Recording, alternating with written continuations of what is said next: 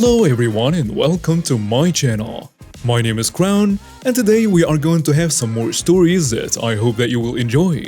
But before we start, it will be so much appreciated if you would subscribe to the channel, like the video if you enjoyed it, and maybe leave a comment down below. These simple clicks would mean a lot to the future of this channel and really reward the effort that I put in every day. And now, without further ado, let's go! First story. Let revenge is still revenge. So I grew up in a pretty small town, around 15,000 folks. And for the most part, we were all really friendly with each other. Except for one kid. Starting in second grade, this one kid decided to single me out and make me his project. It started out with making fun of me and being skinny, as I hadn't even broken 85 pounds by 5th grade. Constant jokes about getting blown away in a breeze, pushing me over with one hand, putting rocks in my backpack, picking me up and carrying me around. And then middle school I went into a scene emo goth phase, as is one of the popular courses of development of preteen personality growth. And so began the harassment for liking bands like MCR, TBS, FOP, Screamo, and Heaven's whooshy hair. He'd regularly continue with physical harassment and bending song lyrics to be insulting me. He even tried to light my bangs on fire once. And finally, when we get to high school, I was still skinny, about 100 pounds, still emo seeing goth. And he and his little clique would make fun of my skinny jeans, my hair still, and painted nails.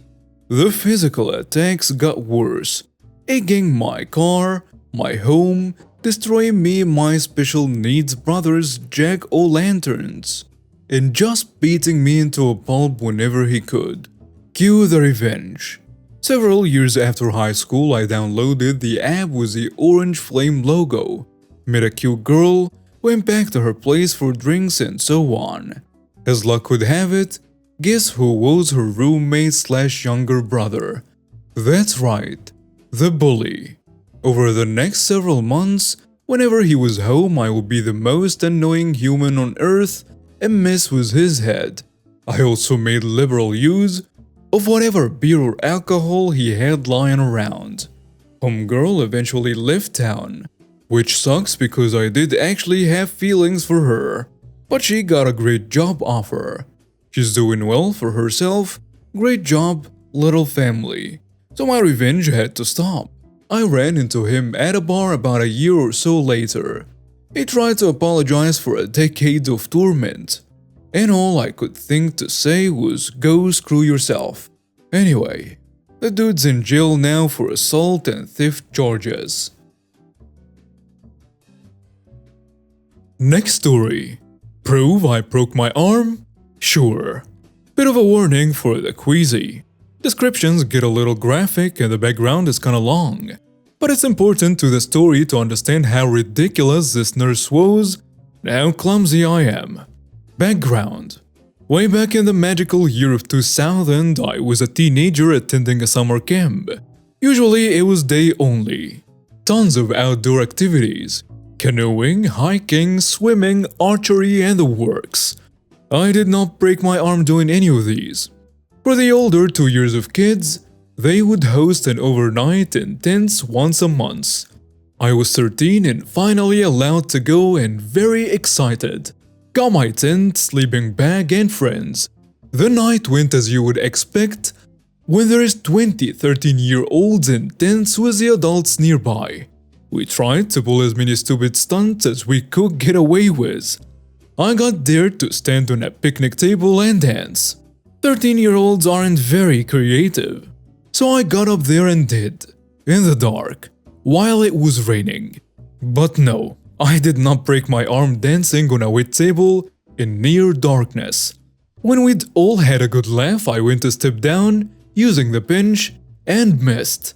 My leg plunged down in the gap between the bench and the table, and I went down and forward, hit the bench on my way, pivoted around it really fast, and landed on my outstretched hands. and there was an audible snap. My left forearm, bearing my full weight and sudden deceleration, snapped in half. Didn't even break the skin. I remember rolling over, seeing my arm was suddenly to elbows, panicking and pushing it back into place. Not perfectly, obviously, it was broken, but it was no longer at a 90-degree angle. And that's when it started hurting a lot.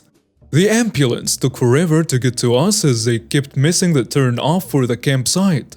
I found out later that they drove past it for most of that time. Eventually, it arrives. I'm loaded in and it's off to the hospital. When we finally arrived, it's been about an hour since I broke my arm.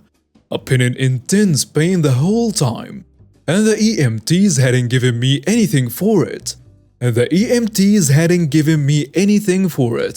I don't remember why. The whole ride is very fuzzy for me. Here is where the malicious compliance comes in. I get brought into the main desk/triage area. This hag of a woman with a permanent resting witch face starts asking me questions while the EMTs are standing by me after telling her what they knew. It is a bit fuzzy, but the gist was this. The entitled nurse asks me, "So, what happened?" I fell and broke my arm. It really hurts. The EMT said you could give me something while I wait. The nurse rolls her eyes and makes a noise. "We have to get your arm x-rayed first to make sure it's really broken. We can't give you anything until we're sure. Now go take a seat." I'm sure it broke in half. She smirks and says, "Oh really? You broke it in half? Prove it. I swear, I get kids like you all the time looking for drugs."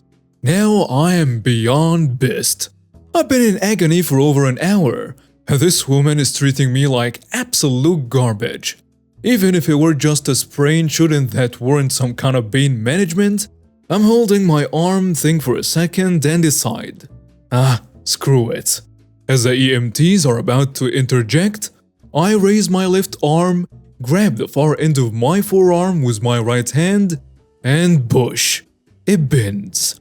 Very, very far.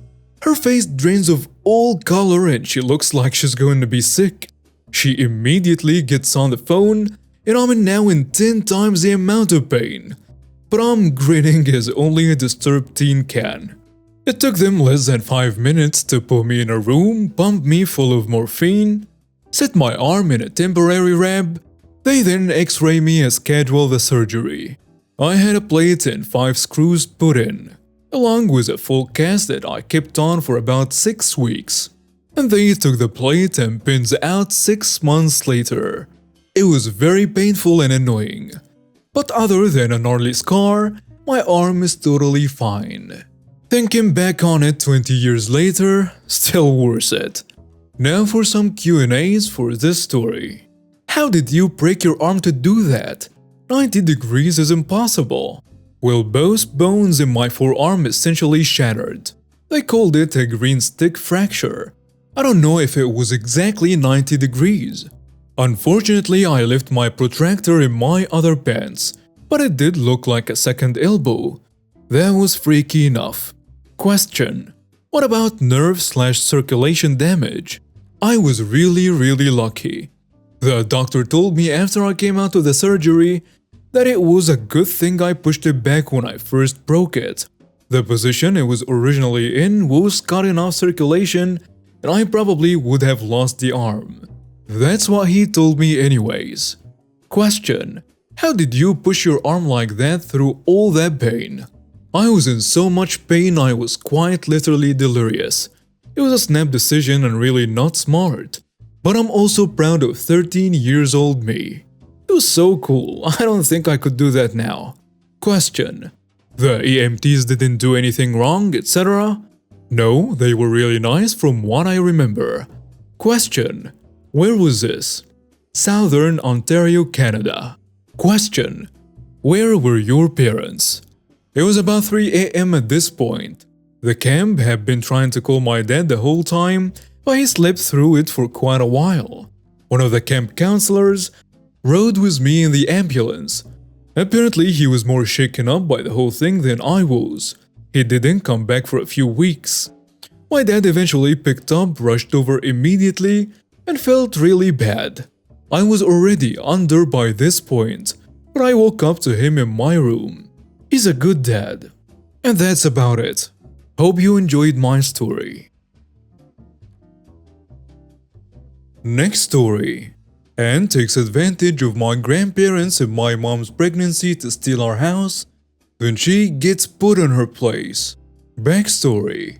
My dad has an older sister we will call entitled Aunt, and always, even as a child, my grandparents treated her like an angel. And they treated my dad like a piece of trash. For example, when my dad was in college, he wore clothes that had holes that were about 3 inches wide. And the tradition in China is that you get a lot of new clothes in the new year. His mom told him that they were going to get him a brand new coat for the winter, and my dad was really excited. A few days before New Year's though, his parents said that they can get him a coat. The coat they were going to give him cost 1,000 yuan, around $143. But can you guess where that money went? The entitled aunt boyfriend. How can you do your son like that? But here's something worse. The coat they gave the boyfriend was 2,000 yuan. You could have just split the dang money so they both have new coats. The second my dad was out of college, he started working very hard. He was able to give his parents money every year, even when they treated him badly. Later finding out that every year all that money goes to my entitled aunt. But that's just a different story. You get the gist. My dad treats his parents really well, and all that effort equals nothing or it goes straight to the entitled aunt. The story. For some reasons they hated my dad, mom, me and my siblings. This happened a few years ago when my mom was giving birth to my brother. I didn't realize how bad the story was until a few years ago because I did not understand at the time. So I was born in Beijing. My mom was somehow able to foresee that prices in houses were going to go up there. So she and my dad worked hard to buy as many houses as they could. However, there is a limit to how many houses you can buy in Beijing. But my mom was able to find a loophole. She bought the house with her own money, but put the house under someone else's name. She bought a house and put the house under my dad's mom's name. My mom paid for all the renovation. Fast forward about 4 years. My mom was pregnant with my brother. There is a law in China that says not to have more than one baby. So they came to the United States to legally have a baby. This is when my aunt saw her chance. She took advantage of my parents' absence to manipulate my grandparents, telling them to put the house my mom bought 4 years ago under her husband. Obviously, my grandparents caved in really easily. They transferred it. Luckily, my mom's brother, I don't know how, was able to find out that they transferred it. Now we were still in the United States, so we weren't able to deal with this immediately. My parents called their lawyers to have a court summon for my entitled aunt. She took her time and waited for the last warning to finally come into court. And she brought my grandparents along too. According to my uncle, she was smirking the entire time waiting for the trial to begin, thinking that our side of the court can't really prove it, while low-key insulting our side of the family. I don't know how to translate this, but she said things like my brother was always naughty, probably also passed it down to his children too, or that my brother was such a coward he didn't even want to come cause he knew I'd win. Then came the sweet revenge. The court first asked her to talk. She said that the house was bought by grandmother and was then given to her husband, obviously with no proof. Then my uncle with the lawyers took out a record, clearly stating that my mother purchased this house with her own money. I wish I could have seen my entitled aunt's face, but my uncle described it as a dark green, and maybe a little purple too. The judge then asked her if this was true. And then the judge stated that if she was to lie, she would end up with much worse than just giving the house back. Surprisingly, she still stood her ground and claimed that the house was indeed her husband's, who got the house from grandmother and paid for renovations. And that's where she messed up. My uncle and the lawyers triumphantly took out another paper saying that my mother paid for all the renovations, clearly not my aunt's husband. And that's when she broke down like a witch. She started crying, screaming in an indecipherable language. Then she was soon taken to jail for 1 or 2 years. This next story is an update on a story we've read a couple of days ago. The update is on entitled cousin who thought his daughter needed to play with my collector dolls. The situation has been rather messy to say the least. Some of you suggested that I tell him to pay for the dolls his daughter damaged, and I did so. Hey, entitled cousin, your daughter and you damaged some of my dolls and even my shelf. I'm going to need you to pay me for the damaged items. I sent him links here. Disney Store dolls are not cheap, especially the Prince dolls, which are hard to come by. Those were among the ones he damaged. He tells me, "Are you kidding me? I don't have that kind of money for your little doll collection. This wouldn't have happened in the first place if you just let my daughter play with one of your dolls, among the dozens you have. This wouldn't have happened if you didn't raise your daughter to be so entitled.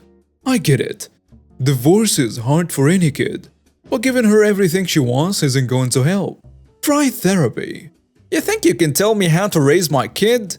Go ahead and get lost. Don't tell me how to parent, and I'm not paying you for your stupid toys. Okay, just so you know, I will take this to small claims court if I have to. Pay for what you damaged. It is easier that way. Sorry to break it to you, but I think if I need to tell you what to do to raise your kid, your daughter has become a problem for the family. I was boiling angry at this point, and the entitled cousin did not reply for a while. Then I heard a knock at my door. I checked the peephole and I saw a very pissed off entitled cousin. He was pounding on the door and said if I had a problem with his little girl, I need to say it to his face. He then began to try to open the door and screamed obscenities at me. I got scared at this point, but luckily my older brother who I lived with pulled into the driveway. And with the threat of calling the police and a baseball bat, the entitled cousin left. I told his mom, my aunt, about this, and she wanted to set up an intervention. She did not want her son acting like this and didn't raise him to be so violent and an entitled parent. Anyway, just yesterday, Aunt, my older brother, and the entitled cousin ex-wife invited him to my aunt's house to settle this. Shortened story of the showdown that went down. Aunt started by saying she expected better of him, and his ex-wife said that giving their daughter everything she wants is not healthy.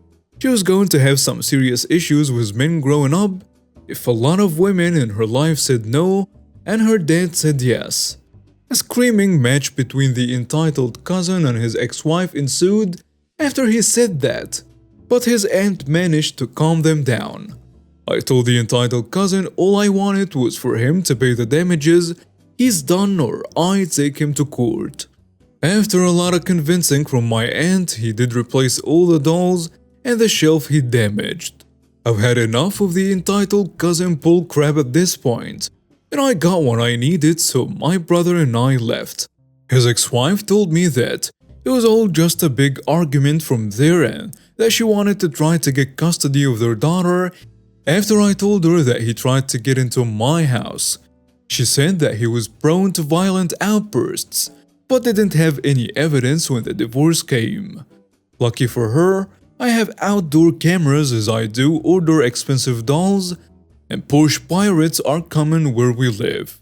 And I have footage of the entitled cousin trying to get into my house. I gave her the footage, and if I needed to testify in court, I would. I've decided I do not want a relationship with the entitled cousin anymore, especially after all of this. For now, I'm just setting up my new shelf.